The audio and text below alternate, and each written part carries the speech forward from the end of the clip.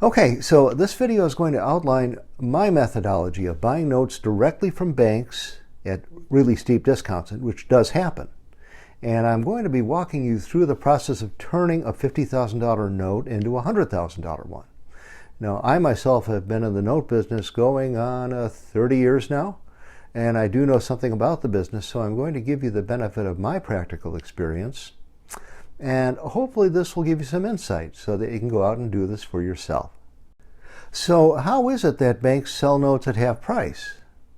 Well, I can speak to the smaller institutions, and by small I mean banks with, say, under 500 million in assets. Now, they absolutely do have some bad loans on their books at any given time that they cannot collect on. Now, these loans end up in a special unit, generally called the Special Assets Unit, and it's their job to get these off the books. Now, just over the past month, I saw a note written at, I think, around $100,000 offered by a rural bank for something like $50,000, which could really be a strong deal for someone with the right approach. Now, of course, results are going to vary depending upon the approach and so on, but I'm just calling your attention to the potential here. It's not a fluky thing. It can happen and does happen, right? Because banks see value in moving these out as quickly as possible, especially with rates climbing as they are here in 2025. So generally speaking, you're going to be seeing more borrowers struggle when rates go up, which causes more notes to hit the market. Now, I've observed these trends ever since the time I first started in the note business in the mid to late 90s, when the secondary market, mortgage market at the time took off and reached something like 28 billion in deals by 99. So I recall that very well. So if you're in a position to act, the potential is significant. Okay, so let's get into step one. What you want to do is identify the banks first that you want to target. Okay, so for one thing, a good starting point would be the website for your county. This is all public data. There's no cost to you.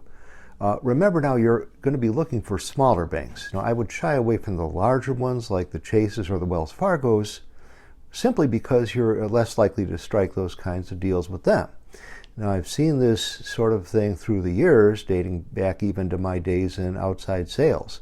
That's generally true across all industries. Big organizations tend to stick to policy, whereas smaller ones tend to be more flexible. At least that's what I've found. So I would suggest you spend, say, 10 minutes pulling together a list. Say, start with 5 local banks. Okay, call one of them and you'll see what I mean, I think. Just start there. Don't overthink it. Just make a few calls in order to get the ball rolling. So this process actually is very straightforward if you've got a plan mapped out. All right, so step 2 is you reach the Special Assets Unit. Okay, now you may have to start by calling the main line. I would ask, can you direct me to the Special Assets Unit that handles underperforming loans? Sometimes that's all you're going to need to say to the first person who answers in order to be connected. But other times you might be asked what the call is regarding. In that case, you can tell them that you're a cash investor and you would like to speak to someone about any underperformers that may be available. And when you do get through to the right person, you say the same thing to them. Okay, ask what loans might be available for liquidation at this time. Recently, I saw a $100,000 plus note, I think quoted at something like $60,000. It sold for $50,000 cash. So this can and does work if the timing is right. Now, of course, results are going to vary depending on a variety of factors, but I just want to give you an idea of what's possible. Whenever I'm in a discussion about a potential transaction, I always use the same checklist with my initial questions, which are, for starters, what's the current balance, right? What are the payments and how many are there?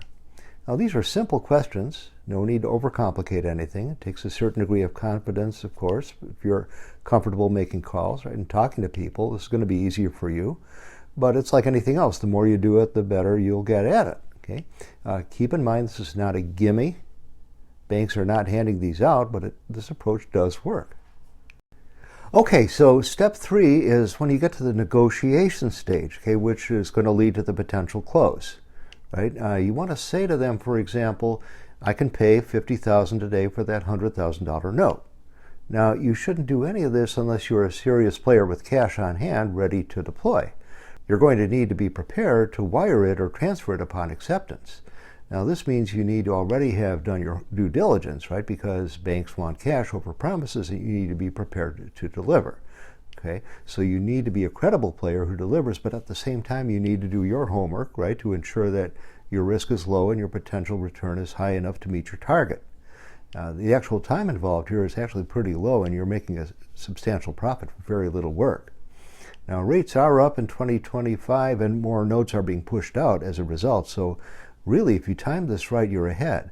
Now I have seen deals close in 10 days, right? $50,000 in, $100,000 note secured, so there you go. That's the process in a nutshell. No rocket science, just really a practical blueprint for you.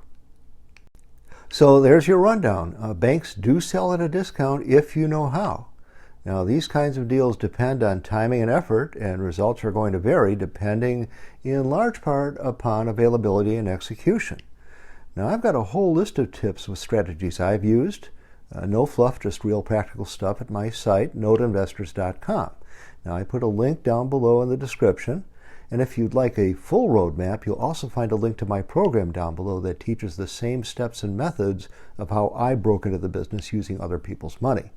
Now, if this clicks your buttons, consider subscribing. More coming up next week. Thanks for watching.